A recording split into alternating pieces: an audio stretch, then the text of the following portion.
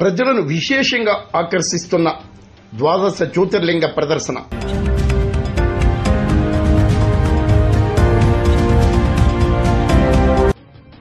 కాకినాడ జిల్లా పుట్టకొండ గ్రామంలో బ్రహ్మకుమారీస్ ఏర్పాటు చేసిన ద్వాదశ జ్యోతిర్లింగ ప్రదర్శన భక్తులను విశేషంగా ఆకర్షిస్తోంది.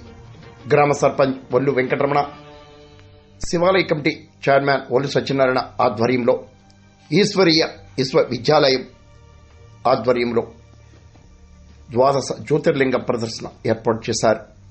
ప్రజలకు శివతత్వాన్ని అందించేందుకు, ద్వాదశ జ్యోతిర్లింగ దర్శన కల్పించేందుకు ఈ ప్రదర్శన ఏర్పాటు చేసినట్లు బ్రహ్మకుమారీస్ సంస్థ ప్రతినిధులు కృష్ణవేణి, శాంతి, శివ తెలిపారు.